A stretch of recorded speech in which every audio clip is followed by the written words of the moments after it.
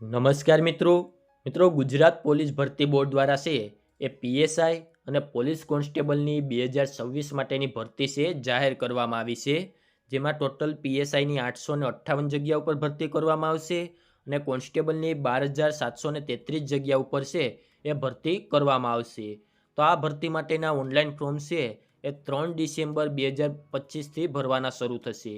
તો ફોર્મ ભરવાના શરૂ થાય એ પહેલાં તમારે કયા ડોક્યુમેન્ટની જરૂર પડશે અને તૈયાર રાખવા જોઈએ, જેથી ફોર્મ ભરતી વખતે તમને કોઈપણ પ્રકારનો પ્રોબ્લેમ ના થાય તેમની સંપૂર્ણ માહિતી આજના વિડીયોમાં આપવાનો છું.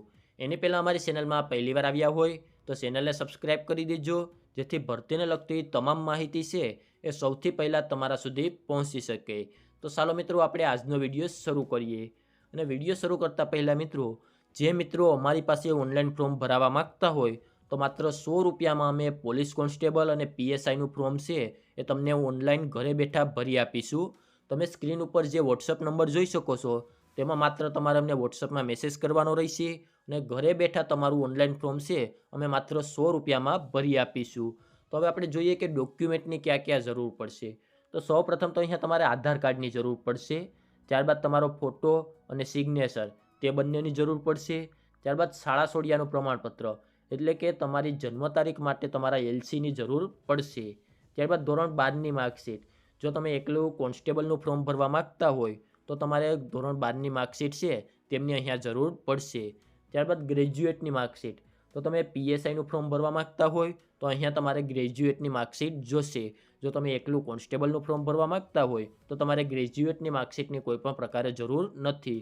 ત્યારબાદ મોબાઈલ નંબર અને ઈમેલ એડ્રેસ.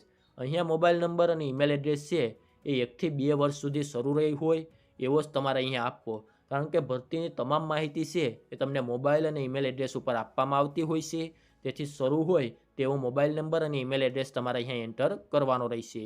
ત્યારબાદ જાતિનો દાખલો એટલે કે એસસી એસટી અને ઓબીસીમાં આવતા હોય તો તેમણે જાતિના દાખલાની પણ જરૂર પડશે. ત્યારબાદ નોન ક્રિમિનલ સર્ટિફિકેટ. આ ફક્ત ઓબીસીના ઉમેદવારો માટે છે. જનરલ, એસસી એસટી કે ઈડબ્લ્યુએસમાં આવતા હોય તો તેમણે નોન ક્રિમિનલ સર્ટિફિકેટની જરૂર નથી રહેતી. અને ઓબીસી માટે પણ છે, છેલ્લા 3 નાણાકીય વર્ષ માટે માન્ય હોય તેવા જ નોન ક્રિમિનલ સર્ટિફિકેટની જરૂર પડશે. જો છેલ્લા 3 નાણાકીય વર્ષ પૂરા થઈ ગયા હોય તો તમારે ફરીથી છે એ નવું નોન ક્રિમિનલ સર્ટિફિકેટ કઢાવવાનું રહેશે. ત્યારબાદ ઈડબ્લ્યુએસ સર્ટિફિકેટ એટલે કે તમે જનરલ કેટેગરીમાં આવતા હોય અને તેમાં પણ છે એ 10% અનામત મેળવવા માગતા હોય તો ઈડબ્લ્યુએસ સર્ટિફિકેટની તમારે જરૂર પડશે. ત્યારબાદ સ્પોર્ટ્સનું સર્ટિફિકેટ જો તમારી પાસે હોય તો તમે અહીંયા રમતગમતનું છે એ સર્ટિફિકેટ એડ કરી શકો છો. ત્યારબાદ એનસીસીનું સી સર્ટિફિકેટ.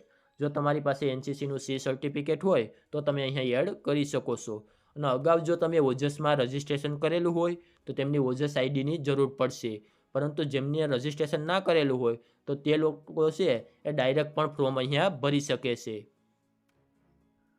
તો અહીંયા તમારે ફોર્મ ભરવા માટે આટલા ડોક્યુમેન્ટની જરૂર પડશે. જો આને લગતો બીજો કોઈ પ્રશ્ન હોય તો નીચે કોમેન્ટ બોક્સમાં જણાવી દેજો, ત્યાં તેમનો પણ જવાબ આપી દઈશું. અને જે મિત્રો અમારી પાસે ઘરે બેઠા ઓનલાઈન ફોર્મ ભરાવા માગતા હોય તો માત્ર 100 રૂપિયામાં પોલીસ કોન્સ્ટેબલ અને પીએસઆઈનું ફોર્મ છે અમે ઘરે બેઠા ભરી આપીશું. તમે સ્ક્રીન ઉપર જે વોટ્સઅપ નંબર જોઈ શકો છો તેમાં તમારે અમને વોટ્સઅપમાં મેસેજ કરવાનો રહેશે અને ઘરે બેઠા માત્ર 100 રૂપિયામાં છે એ તમારું ઓનલાઈન ફોર્મ ભરાઈ જશે. તો આજના વિડીયોમાં આપવામાં આવેલી માહિતી સારી લાગી હોય તો વિડીયોને લાઇક કરી દેજો અને અમારી ચેનલમાં પહેલી વાર આવ્યા હોય તો ચેનલને સબસ્ક્રાઈબ કરી દેજો, જેથી પોલીસ ભરતીને લગતી તમામ માહિતી છે એ સૌથી પહેલાં તમારા સુધી પહોંચી શકે.